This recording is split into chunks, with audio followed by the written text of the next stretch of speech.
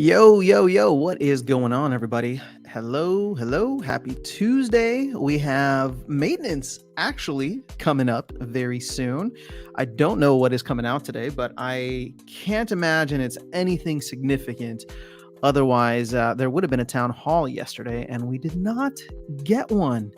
It moved, it changed. They're doing them on Thursdays now, and they're doing them every other week with no town squares in between. So that's actually a little sadness here because that was really the one thing that I was looking forward to on a weekly basis with this project. And yeah, it just kind of sucks. But you know what? Maybe that'll give us time, as I said earlier.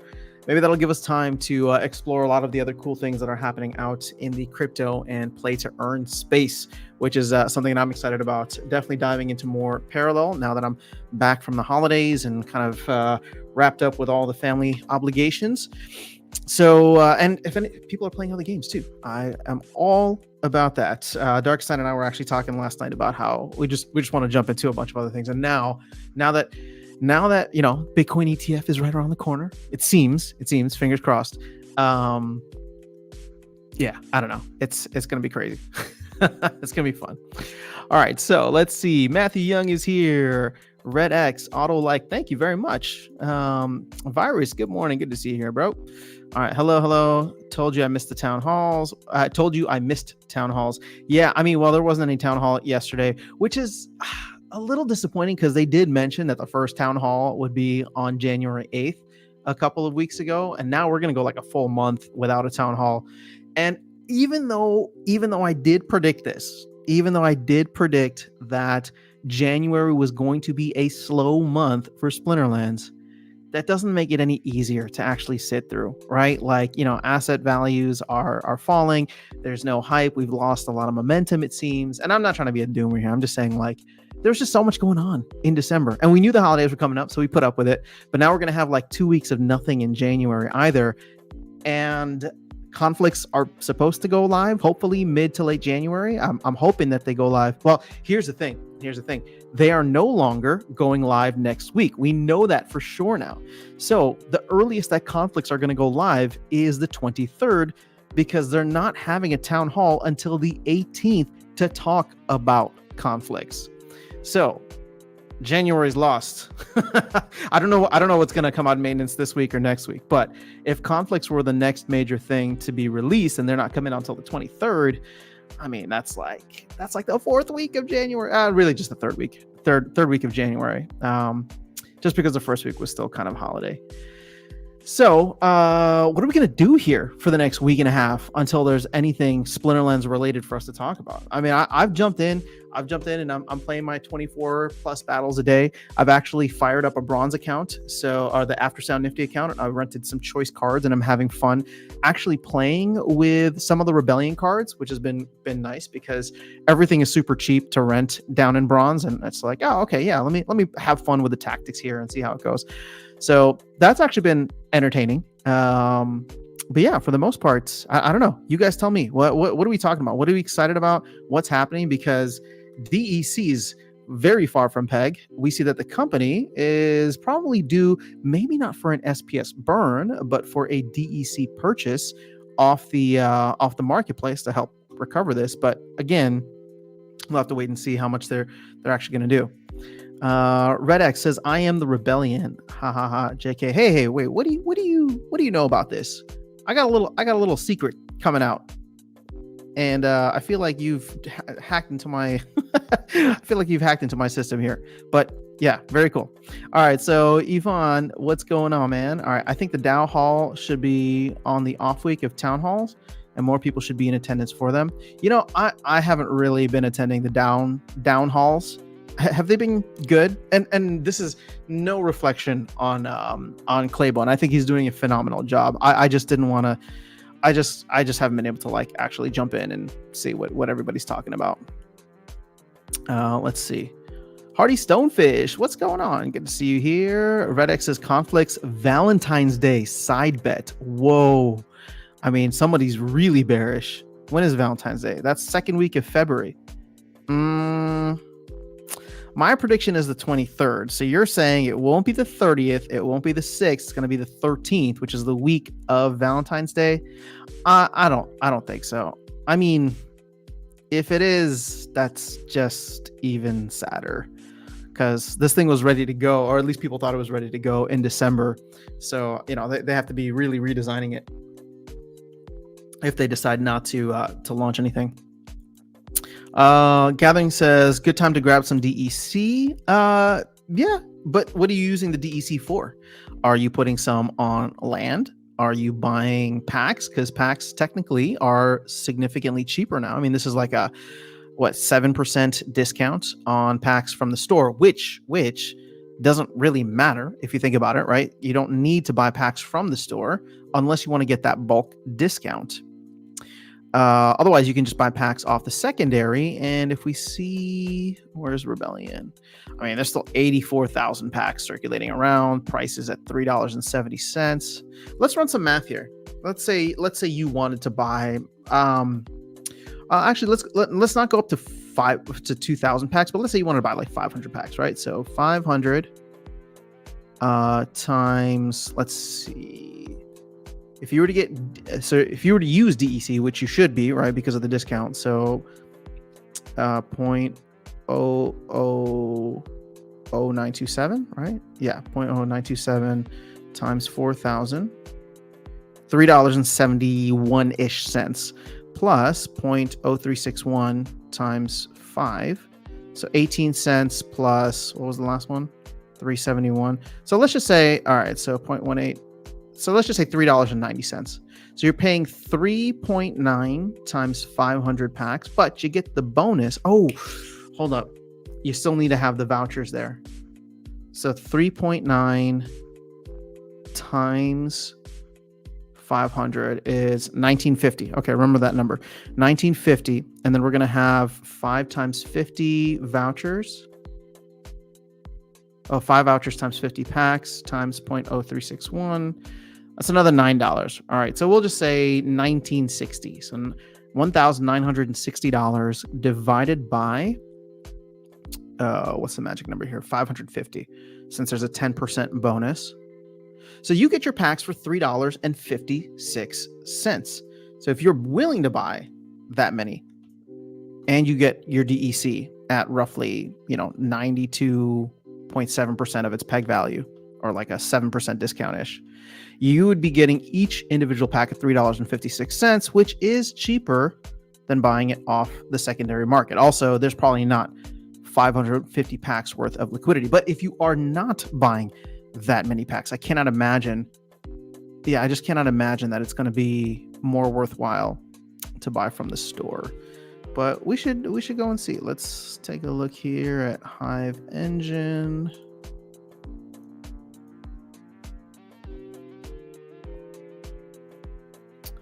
Rebellion. Okay.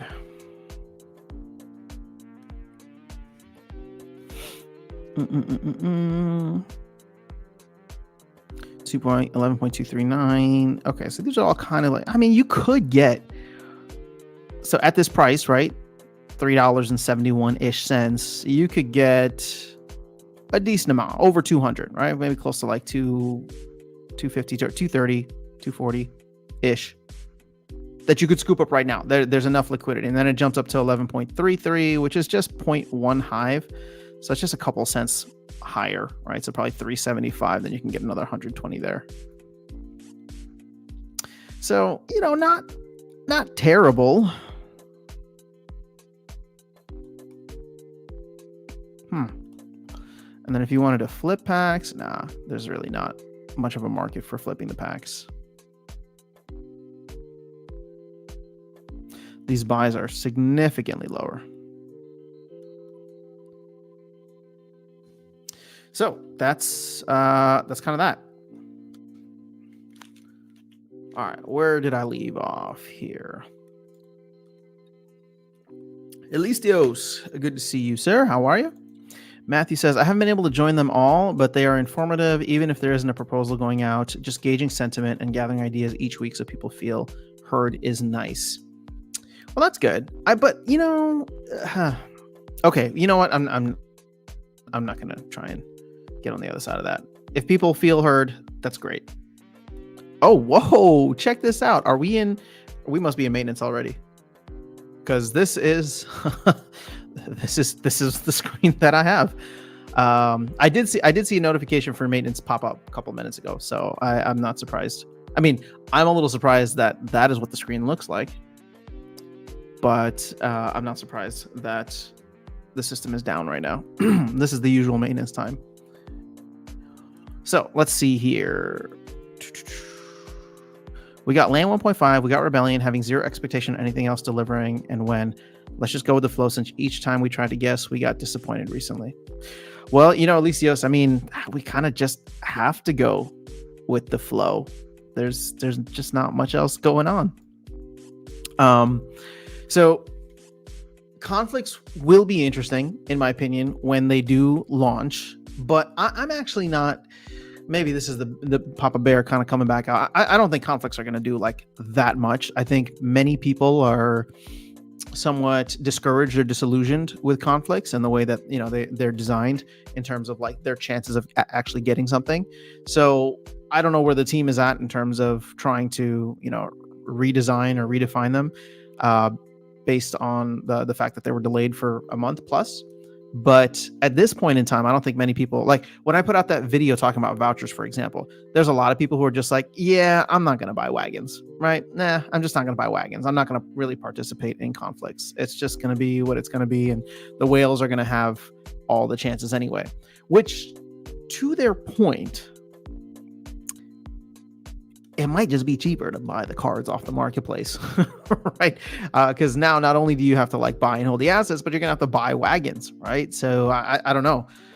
Somebody's gonna run the numbers on that, and my guess is that you're gonna have a lot of people who decide to sit conflicts out, right?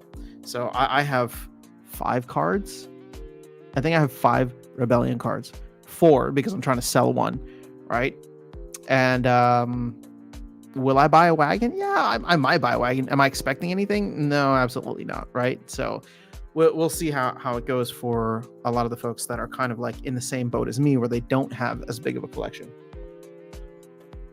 But for everybody that does have a larger collection, I would expect them to at least participate a little bit more. Okay, so is that. Gavin says, need more for land and time crystals. Very cool. Yeah, a lot of folks are getting their land up and running. But you know what's been disappointing? How slow land development has been. I have been waiting for this thing to cross 1.5 billion so that we could say that land is actually at 20% utility. But this thing is crawling. People are not staking more DEC on land, and it is a little disappointing. So, it's a little disappointing, but at the same time, it's not unexpected, right? We know what 1.5 entails. A lot of the land, whales who are getting, raking in that SPS are doing well right now. We'll see how the grain LP ends up shaking things up. We'll see how the titles, the prefix titles, ends up shaking things up. But nobody feels the need to really start working on their land more. And I know like Keys was on a couple days ago, I think, to like work through his land or start firing up a little bit more. But again, from an overall DEC sync perspective, land has essentially, in my opinion, stalled. And the crazy thing is, when does the next major catalyst come in? I don't think it's going to be the grain LP, because there's already a ton of green out there. Now, again, and what I'm talking about is the grain LP could be let's put it this way. The grain LP could be a catalyst for the flywheel, right? So I'm not trying to be bearish on the entire thing here. I think it could be a catalyst for the flywheel because there's a ton of grain already, but maybe there's not enough DEC. But what I'm talking about is land utilization. It's not going to pump up land utilization because people are like, oh, well, now I need more grain. At this point in time, land has been out for a month and a half. And so therefore, most people have become grain sufficient, right? They're at a position where they have all the grain that they need, or they fired up enough land. So I don't even think there's going to be much volume on that marketplace. If anything, it's going to be people dumping their grain because it's easier than having to go through peer-to-peer, right? Does that create any opportunities in the short term? I don't think so. I think it sends the price of grain through the floor, which again is not unexpected. It's not like the team was expecting grain to be like super valuable, but maybe it creates an opportunity for people who are willing to play like the long, 6 to 12 month game of waiting for Land 2.0. So when it comes to what's actually going to get utilization to go up, I think the next potential catalyst would be the prefix titles. And if the prefix titles, I'm hoping that the prefix titles come out in February, because I'm hoping that the grain LP comes out this month. But if conflicts have already gotten pushed back, I don't think, I think the grain LP is probably going to get pushed back, which means the prefix titles, which are second on that rough priority list, would probably get pushed back to March. So now we have 2 months of no catalyst for people to stake on land, right? And I'm talking about like what's going to get this from 1.5 billion to 3 billion, right? How are we going to get from 20 to 40%? Because I don't think that really is going to happen like in a major way until 2.0. I don't think that there's anything that's going to like push people to start utilizing land more until elements of 2.0 are out. That's just my thought. I mean, I'm not saying that things aren't going to happen in the rest of the ecosystem, the flywheel and all that. That's going to be fun. But there's no incentive for somebody to go and like fire up a bunch more land right now. So I don't know. At this point, we're probably waiting a couple months, maybe a year, for like land to really hit that 7.5 billion, which, I always thought it was funny. Obviously, Aggie's like chief FOMO officer, or at least was chief FOMO officer. So he was talking about like, oh, land's going to be 7.5 billion. It's going to eat up so much DEC. Yeah, you got to get people to want whatever's on land. So I think we all kind of knew that it wasn't going to happen in 2023. But now I don't know if it's going to happen in 2024, right? Considering that Land 2.0 or elements of Land 2.0 are probably much further out. Now, the reason I think that the prefix titles could be huge is because then you're going to get whales trying to compete for it. And that could be good overall, where maybe they're going for SPS right now, or maybe they're going for grain in a lot of these things, but they realize that they're within striking distance of the prefix titles. Well, now they start to convert some of their they do one of two things, or maybe both. They either convert some of their SPS or grain land over to research, which is helpful for grain because maybe they become net buyers of grain, but it doesn't actually increase the amount of land that they are making productive. But the second part is that they actually either buy or start up more land that they have right now that's not really doing much. Or let's say the land that they have is just at a minimum with just starter level cards. Well, maybe it's only a 5,000 DEC stake right now on that land.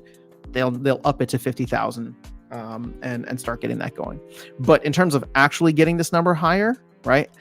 It's the prefix titles, and then I don't remember anything else from 1.6 that's gonna really push this over the top. Like soulbound cards, like maybe, but it's not like cards aren't cheap right now. Like if you wanted to, you could just go and buy cards off the marketplace and put them on land. Sure. Is it cheaper to buy, is it cheaper to unlock a 1 BCX or, a gold foil legendary for 12,500 DEC and some vouchers? Yeah, it is.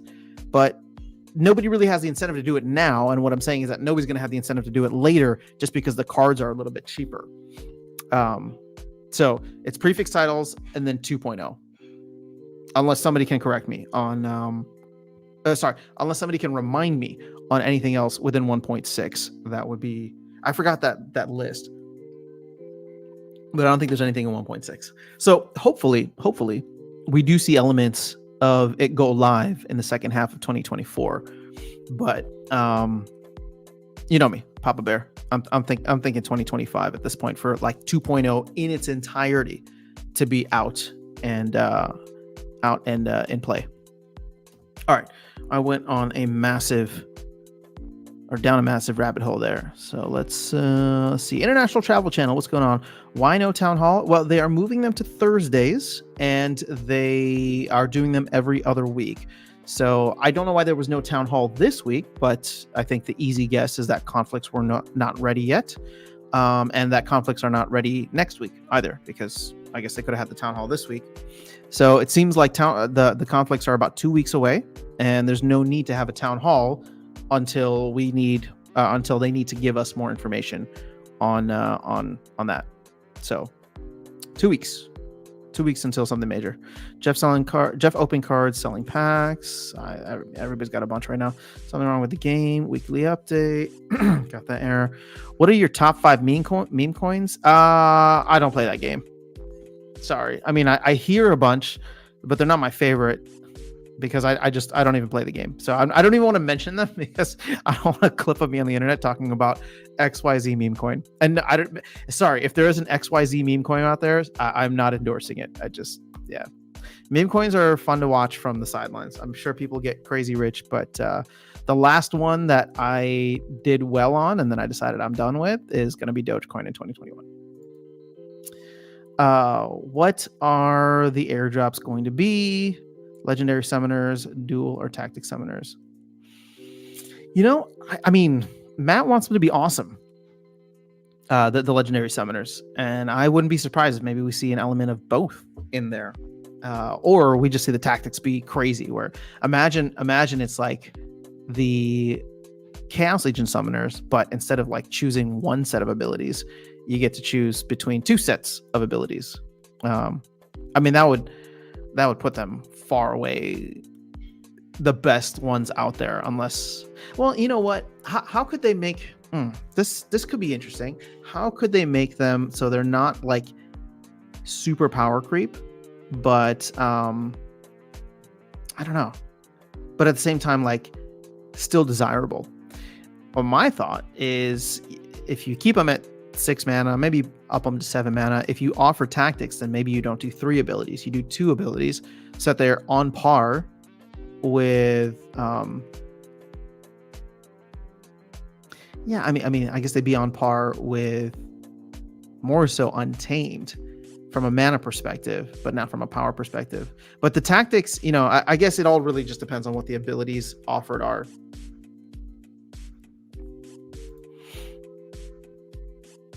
All right, so each new feature in themselves are not good enough to keep people interested. We would need everything in the pipeline delivered at the same time for it to grab a bit of attention. I think you're talking about Land 2.0, and I agree with this, right? Which is why, okay, so I'm optimistic, yet I'm also trying to be realistic.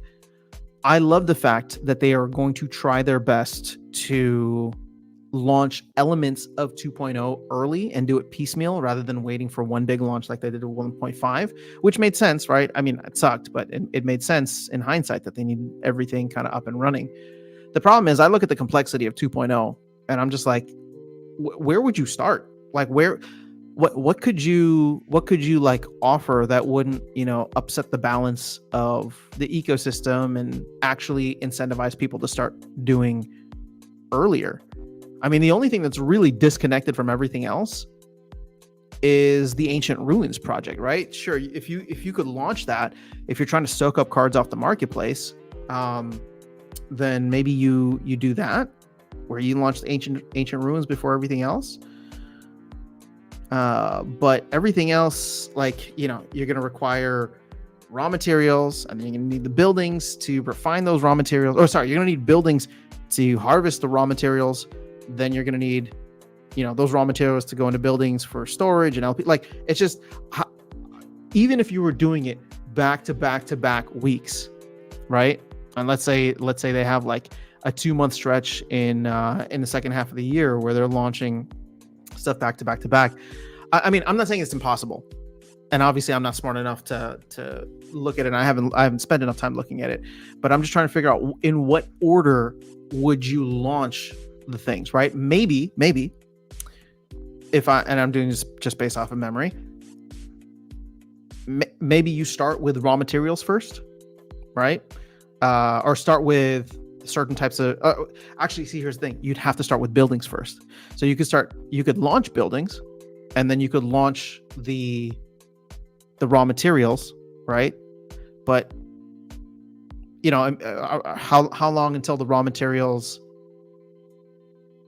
how long would you need to wait to like start refining those raw materials into other things? And I don't know. It's just like, even if you do it over like, an 8-week stretch, it seems like it's going to be really messy and probably not, not like it's going to be a headache for the community, but it's going to be a headache for them too, to like keep track of everything that's out there and being, doing like live QA. Hopefully everything works ahead of time. But I mean,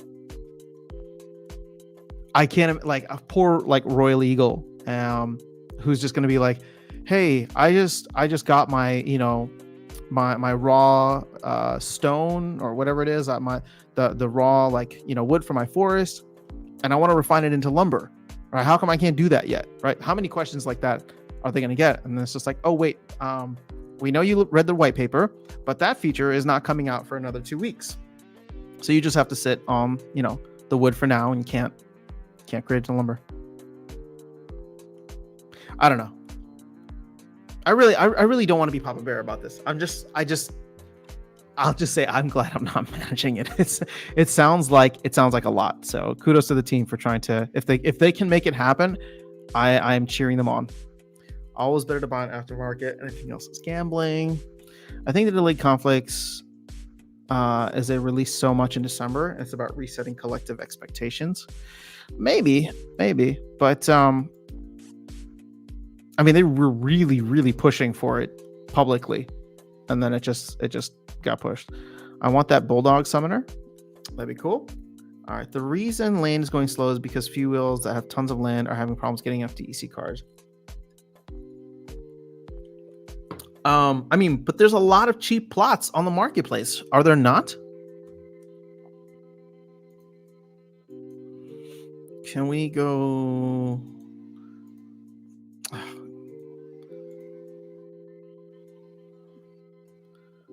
Like, what's the cheapest land going for? I mean, like, if you wanted to get started with land, I mean, check it out. You could just buy more right here.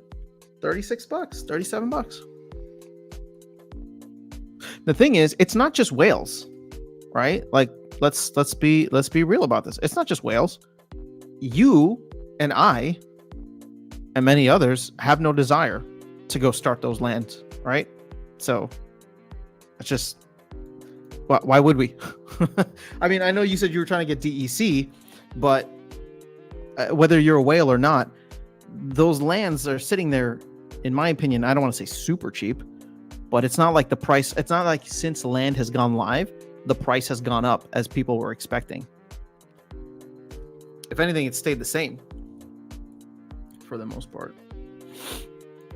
Vlogging. It's going to take 3 weeks to release conflicts, or maybe even next month. Oh, man. All right. The bears are coming out again. I actually secretly love it. All right. So we're looking. Somebody said Valentine's Day. You might be able to take them up on that bet. All right. They got their best plots going and haven't had resources to get the commons going. Soulball card unlock should also boost land. That's the most expensive part of land, says Yvonne. Yeah, but I don't know, man. Really? I mean, there's such cheap cards on land right now available. Sure. I mean, are people going to take their gold foil? You know what? Maybe you're right. Maybe people will take their gold foil rares, epics, and legendaries and throw them on land. I mean, that's probably what I'm going to do. But I'm probably just going to replace some of what I have already. But you're right. If I had more land, then I'd be like, all right, well, time to use these. Okay, the magic, the actual reason is that renting cards is more lucrative than putting them on land and saves you the DEC that you can put into a liquidity pool. Yeah, land is actually quite expensive to participate in, which is fine as long as people are enjoying the game. But it's a half-step release, so there's no true game yet, right? There's no true like civilization type building. It's just who can get the highest for, SPS, which again, there are easier ways to get SPS than through land. Like, that would be an interesting way to put it. How much would you have to spend? This will be Like, okay, let's go back to land right now. Hold up.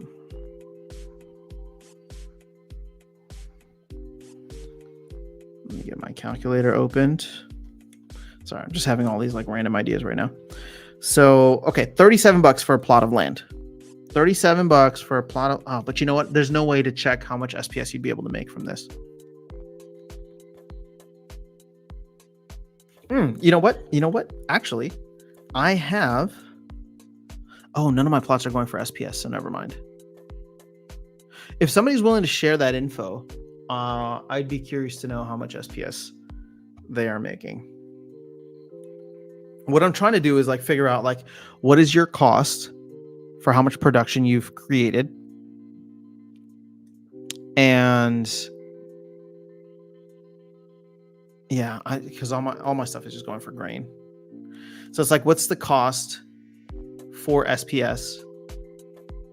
And would it just be easier, cheaper to buy SPS off the marketplace, or to buy SPS off the market at this point and stake it? Okay, let's run these numbers just for the fun of it. Okay, so let's say you were to all right, so $37 here. Let's say you just buy all penny cards, right? So I'm trying to look at the cheapest way to like get in. Is it cost effective? Probably not, but just from a production standpoint, let's see here. So $37 for land. Let's say you go with, I mean, dollars per production. Sorry, I'm going to try to keep it as simple as possible. So what's the most cost effective? It seems as though from a production standpoint, it's going to be rares. So how much are these rares going for per BCX? So best PP to cost ratio. Oh, wait, hold on.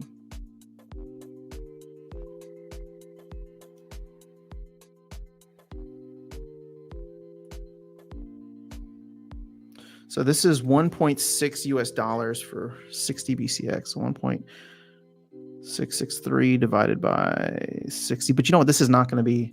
Okay, let's just say you're able to get, let's say you get these on a discount, right? Because I think I've seen them for like 3 cents, usually rares. Let's say you get them for 2 cents. Okay, so 0.02 times 115 BCX, that's $2.3 per card, times 5 cards, right? So 11.5 plus the $37 you need to spend on a plot of land, plus another $50 to stake DEC, right? For max cards. So you're at $98.5. Let's just say you're spending $100 to make it easy, right? So $100 right now to get land going. If you were to buy $100 worth of SPS divided by 0.03, right? Well, let's try to be as faithful as possible. So 98.5 divided by 0.03 SPS at 3 cents, you would be getting 3283 SPS in total. All right, if you were to buy it right now with SPS at 3 cents, right? Roughly 3 cents. Now let's go to the staking calculator. What are we doing? 3283. At which point you would be getting 0.82 SPS per day plus 0.08 vouchers. Now the question then becomes, if you have that much production, are you going to be getting, this much SPS or more every single day? Not only that, you are sitting on land, fixed cost, not fixed, but like a cost of $37 or value of $37, we'll say. You are sitting on DEC at $50, and you're sitting on cards. Your DEC, so half your initial cost, has no upside potential, because if DEC stays a peg, then that's that. Land has definitely some upside potential. Cards have some upside potential, maybe a lot, but I don't think land or cards compare to the upside potential of the full 100% SPS that you're holding. You get what I'm saying? It's just like, okay, so you're going in and you're getting some land, or sorry, you've got your land, and maybe the value of land goes up in the future, but half of what you're holding, which is the 50,000 DEC or $50, that has no upside. Not in the way that SPS does, right? Because if you just go in, you spend that $100, you buy SPS, and I mean, a lot of us think SPS can at least hit 6 cents, 7 cents. I mean, all of a sudden your holdings go up 2x. You would need your land and cards to do a 4x at that point to be holding the same amount of assets. So why would you? Why would you participate in land from an investment standpoint? You wouldn't. You'd participate in land because you enjoyed the game. And that's where I'm saying things are lacking right now.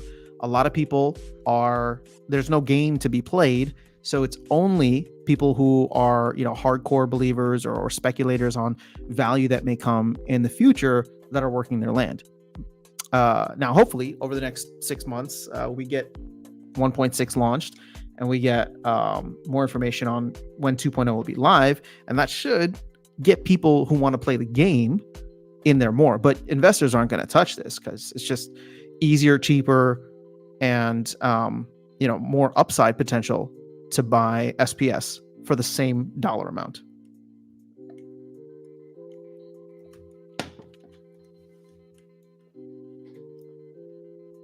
But to your point, right? Make land lucrative and people will rush on land. The only way I can see land being lucrative is if those assets, those resources in the future are going for insane amounts. Grain is not. But when you have only a limited amount of, land plots that are building or producing resources, those resources can become very, very valuable, especially at the raw material level. Grain provides more runway to build for the land outlook. My opinion, fair enough. We need a land burning event. Oh man, just set Pretoria on fire. If you have one plot, I would stick with grain unless magical or occupied. Only problem, you will go into debt not farming grain. Yeah. Is voucher a meme coin? No, vouchers are not a meme coin because sadly vouchers don't have the upside potential of most meme coins. And most meme coins don't have utility. Vouchers do have utility. So we'll throw a little respect to vouchers, but they do not have the upside potential of people just aping into them. Yvonne, what's up? All right, don't forget Doge favorite friend coin. Yo, what's going on? Gaming for Coin, good to see you. You shared it in Leo. Thank you so much. I appreciate you. Get people to chat there. Give more rewards. I appreciate you, man. $750 vouchers coming up in 2045. Vilson, what's going on? IKEA lands features for the win. I wonder if they would give us a roadmap of their 1.5 to 2.0 plans. Virus, I think they have to, right? Well, I don't know how far away Matt wants to steer from not giving timelines. But I'll tell you this, the less that they share, the less people will be engaged. I'm sorry. Maybe it's just me, but I'm sure a lot of other folks are like that too. I like the town halls were like this steady drip of an addict, right? Where I would just come back and be like, tell me something, right? And obviously it got to a point where it was what we were being told was no longer beneficial, nor were they hitting it, right? So the nature of the content of the town halls needed to change. I wouldn't say necessarily the frequency, but I get it. The team wants to change the frequency. That's fine. It's better for them in terms of, not having to prepare and not having to set aside that time every week. That's cool. But in terms of like what we expect from town halls, especially if the frequency goes down, I would think there needs to be a little more structure. And I know that roadmaps from really not just 2023, but even 2022, those were kind of like toilet paper because they didn't have much value in terms of like telling us what was actually going to come. But I think they still need to give us something. Like if they come on the first town hall next week and it's just like we're still planning, which is fine, right? Because they said end of January.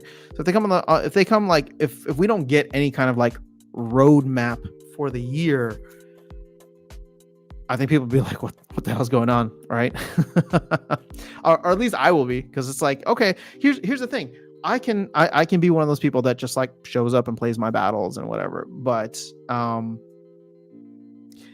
in my opinion, and I know I'm not trying to be like negative or bitter or whatever about it. In my opinion, if they don't provide any kind of like roadmap, or if the town halls just become like, telling you whatever's going to come out over the next week, or I don't know, like they become like every other project, if that makes sense. And I am using that in a derogatory way, because I obviously really like this project. I obviously have a lot of hopes and dreams for it, because I think that there's a lot of potential, even if it's scaled down now.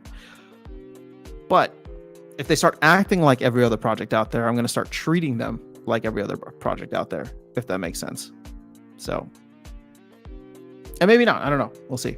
Maybe I just got too much wrapped up in this, but, a lot of like, it's funny because people keep asking me like, oh, why aren't you buying like Rebellion cards, or why aren't you buying this? And because it's like, well, because I'm having fun with the rest of the crypto market. You want a table? Here are some screws and bolts and pieces. I promise you'll get a full table, but until then, just enjoy the bolt and screws and keep collecting them. Chuck E. Cheese converts fiats for tokens and play to earn for prizes, swapping tickets. People didn't do it, just don't know it. That's a good way to Redex, that's a good way to put it. Get my Chuck E. Cheese tokens. All right, I have too much land, not enough cards. All right, so here's somebody that fits the bill, as you guys were saying earlier. Not enough cards, so you need to go out and buy cards. Now, here's the thing, Gaming 4Coin. Question for you is, are you going to massively start increasing your land production, or firing up lands once Soulbound reward cards become unlockable and workable on land? I'm only going to keep my keep probably and a few extra plots. Fair. I'll buy more land if people would sell in 43, 51, or 133. People need liquidity to get land rolling. Yeah, $50 DEC is a real turnoff for me. I only play when $50 DEC will feel like sense to me. Yeah, I mean, it's a lot. Again, people who are participating in land are doing it because of the game, which is exactly what we need. But but again, what does this show, right? We're in an interesting place right now where people who are participating at the highest levels of land are people who are gamers. That's actually kind of what we want. But it shows that gamers and whatever speculators we have around right now really can only get to about 20% of land. What happens when 2.0 comes out?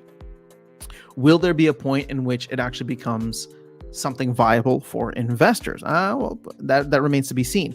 Or, and here's probably the best solution, will the player base, either at its current level or if it grows, will the player base be able to fulfill a 80 to 100% land utilization on its own when the incentive is there, right? Because the incentive is only slightly there right now. And I would say a decent amount of people are just doing land because of the SPS that it gives them, and they already have the cards for it. But I don't know, it's just my thought. Magical and especially occupied are scarce. That's true. Buenos dias. What's going on, birds, bees? How are you? Pulled a gold epic in 3 chests the other day. Nice. It was a red one, I think. We'll check to see. Very cool. When land 2.0? Hopefully we'll get more information by the end of the month. Check Alicios 10 on Baron Tool for land, and check those. Oh, I still need to talk to Axler. Sorry, guys, my nose is like itching like crazy. We need to get him back on the channel. Check that farm SPS to get an average. Okay, thank you for the heads up. I will take a look at it. Yo, what's up, Skyer? Looks like 25,000 production gets you half an SPS per hour. I mean, that's pretty good. That's less than what you get from staking. But 25,000 production is a lot. Hold up. Okay. Hold up. All right. So how are your castle tax earnings? I don't have a castle. I have a keep. It's been okay. I mean, I just go in once a week and I harvest. In fact, today, actually, no, I think I got thrown off. It was supposed to be Tuesdays, but I mean, they're all right. I'm just slowly collecting things. Mystic Force, what's up? All right, I'll sell you 2 plots on 51 for 1K each. Ouch, that's a lot. Is this a good time to buy land? Maybe. What would one need to win with land? Like 3 plots, and how much else? See, so here's the thing. Like, how do you even define winning in land unless you are going for the titles, right? That's the only like play there. But you're gonna have 7 winners and probably, I'll say, maybe 15 to 20 competitors that are truly trying to get, those titles. But whales move mountains, so that's why I'm excited for the prefix titles. But for everybody else, like, how do I win at land? There's nothing yet.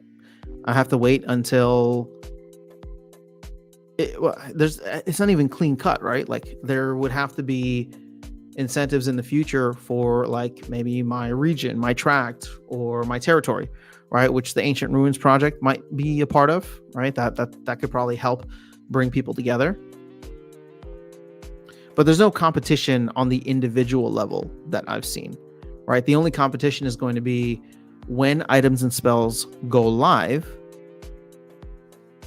1, is there going to be demand for those items and spells? And 2, is the value that you've put into land over the past couple of, we'll call it years, right? Because I think it's going to take multiple years if we consider land, technically started in April of last year. So over the past years, is the value that you got to produce those items and spells either to help you win or to sell it on the secondary market? Is that better for what you did, or is that better for you than just flat out buying the items and spells when they go live? You know what I mean?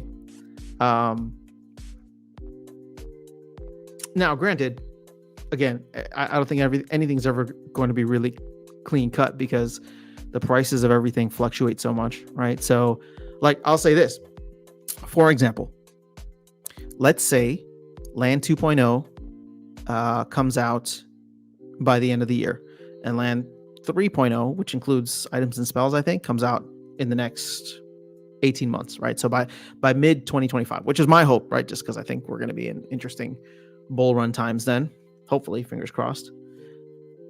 So in the next 18 months, should I be working on land,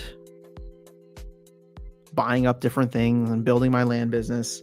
Is that fun for me? And this is what I'm talking about from a gaming perspective, right? Is that fun for me?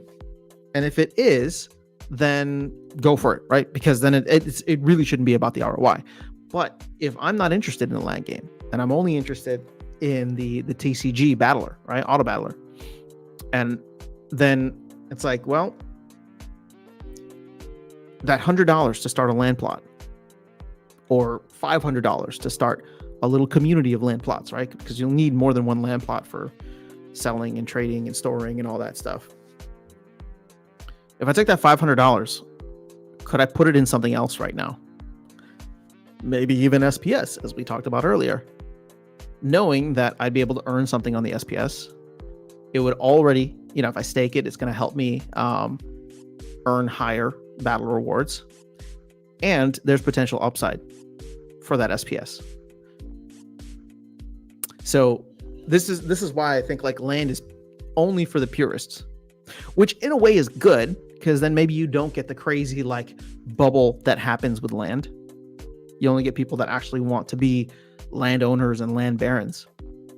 But until the gaming elements come to land, right? So being able to do more stuff with it, which I would say is probably multiple years down the road, right? If we were to get interesting things where you could go like attack other people's land, or something like a golem overlord type situation, which would be cool.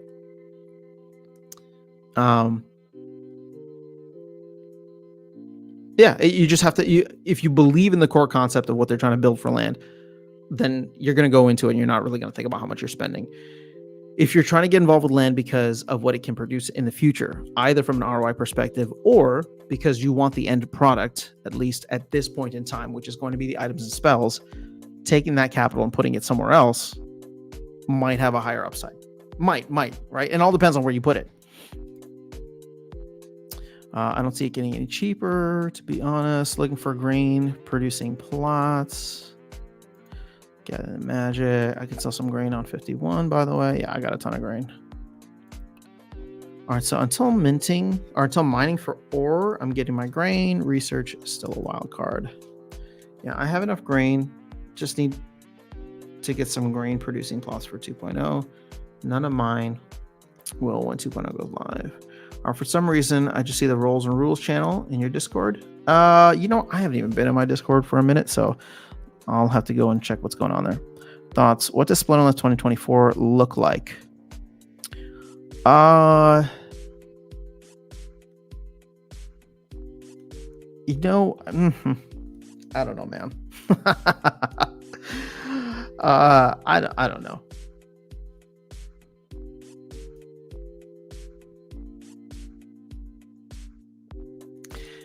I think we'll have a better idea once they launch the roadmap. I really don't want to say at this point in time because I'm probably too bearish, admittedly, right? And that is not a like I think the project is going to do poorly. In my opinion, after the layoffs last year and after like the massive wins that they had in Q4, my thought process, the massive wins in Q4, and then what they said in terms of like their overall scope, I just think that it's going to be a slower year than many people are expecting. Now, hopefully it doesn't feel slow if the rest of the market kind of takes off. But in terms of like what the team can launch and release with a much kind of like slimmer, thinner team overall, I think the expectations of like what they're going to be able to launch on a regular basis is going to be significantly lower than 2022 and 2023 when they had bigger teams, right? And really, when you think about it, it's just like they launched Land and they launched Rebellion, which made Q4 feel awesome. But all that stuff had been in the works for the past couple of years at that point. So, or past year at least with larger teams. So, I don't know. All right, so using the rares you were looking at, you'd have 6,000 PP with 51 DEC worth of grain being used per day. Interesting. All right. Thanks, Virus, for doing that. I'll have to run the math separately later. Low key, you don't use time crystals. It'd be like 6,000 grain to unlock producing. People get bushwhacked trying to buy grain at 1 DEC. Yeah. Winning on land equals whatever the original investment cost is. Land producing at least 30 to 40% APR. Otherwise, it's not viable. Again, Alicia C. So this is coming from an investing mindset, which I'm not saying is bad necessarily, but I'm actually thinking it might be a good thing that only people who want to participate on land are going to participate now. It's just going to be slower for the rest of the economy. And like when you had folks like Aggie last year being like, oh yeah, it's going to eat up 7.5 billion DEC. It was only really going to do that if land offered the returns and made people ape in from an investing standpoint. But now you just have players, right? You just have players, which is fine. Doing wrong as a gamer, lands will be fun once 100% of the functions are up. Yep, true. For me, land game is more fun than the card game, but can be. Have to be both finished, fun, lucrative. Otherwise, again, it's not appealing. Fair enough. Real good question. Now, good question analysis. Average time about $500. I'll go play EVE Online if I want a proper resource management game. That works. That's fun. Yeah, I mean, it's it is what it is. Maybe you'll eat that in the bowl.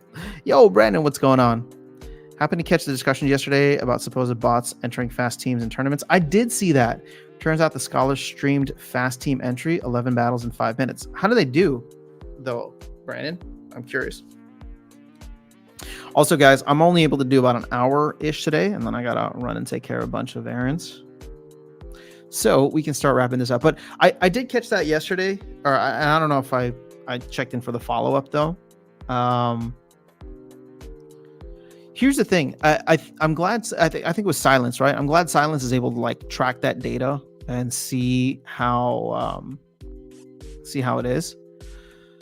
But I would only be worried if they were like dominating every tournament. If the performance is just like lackluster, then I don't know. Like I've done that in the past where I wait until the last, hour or 30 minutes. I'm not going to put in like 11 teams in 6 minutes or 4 minutes, whatever it was, which was kind of ridiculous because I like watching the battles, right? But the reason I despise anytime tournaments so much is because I like put so much thought into creating my team, and then I hit click and it's just like, oh, come back later. And I'm like, no, I was in the mindset to see if that team worked. And unlike brawls, they don't make it easy for you to come back and watch your battles with like a fresh whatever. It'll just show up in your battle log and say, it'll show up in your battle log and you already see who won or lost, unless you turn off or turn on streamer mode, which I don't keep streamer mode on. Silence witnessed the 8-0 performance, Charles. Nice. Well, hey, that's why they're a scholar, right? Very cool. Yeah, again, I think it's great that we have people in the community like Silence who are tracking that stuff when most of the rest of us aren't. And I'm glad, Charles was able to be open enough to share what that looked like from his perspective. Because again, I mean, I actually think that's fantastic. I mean, Charles, for the win should be celebrated for that. We need to be making celebrities out of, Charles, out of Virus, out of Mondroid, right? All these players who are like top tier players that we know, or at least hopefully, aren't, participating in any kind of black hat behavior or even gray hat behavior. But we're still not there yet. And unfortunately, like everybody's talking about like 2024. I don't, with the team's focus on new player experience and on land, I don't know that we're going to really develop any kind of like infrastructure for that. For like an esports type of situation, right? So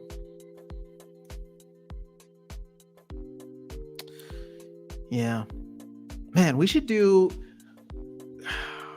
it would almost be kind of fun to like do another live in-person event, but actually make it a huge tournament. Now, obviously, it would suck for most people that aren't able to travel, but if they can't do Splinterfest this year, I think, I don't know. I wonder if it'd be worthwhile to get the DAO involved to cover, I don't know, just some cost to have like an event and have it like televised. Obviously, I'm not talking about like HyperX and all that, but it's like, how many people could we get? Check this. Oh, well, see, I'm almost thinking like if you're a top tier player, maybe you would even get some travel costs subsidized by the DAO. But again, actually, you know what? It could be interesting because it's like, all right, if you're doing any black hat stuff, you wouldn't want your face like plastered everywhere. So it's like, all right, if you take, if you offer this maybe to like the top, I don't know, 50 players or whoever's on the leaderboard for champion, right? And again, in a couple of months when like Rebellion's been out a little bit more, if you were to offer it on the leaderboard and be like, all right, hey, we're going to meet in, I don't know, Chicago or Texas, somewhere middle of the US. Again, I know it sucks for people internationally, but you'd have like a US kind of regionals or, North America regionals where people will be able to attend and play. And then I don't know how much of a travel voucher that you could give to someone. But if you think about it, it's just like, all right, let's say you get the top 16 players to come in. Keep it small but competitive. All right, top 16 players to come in. 16 times $500 of travel vouchers. That's $8,000. Now I'm not saying that the voucher that the DAO is made of money, but $8,000 seems a little bit small. Add a couple of grand, make it 10 to maybe cover a little bit of like a venue or some other kind of thing. I mean, and maybe even hire like some people to stream it. All I'm saying is that I think we could put together an interesting event for like, and then there'd have to be prizes and such, but we're sitting on a ton of like Rift Watcher packs. We're sitting on a ton of Rift Watcher packs and And Rebellion packs, I don't know. It seems like a small investment to actually make a live in-person thing happen again, which is where I think the value could truly be.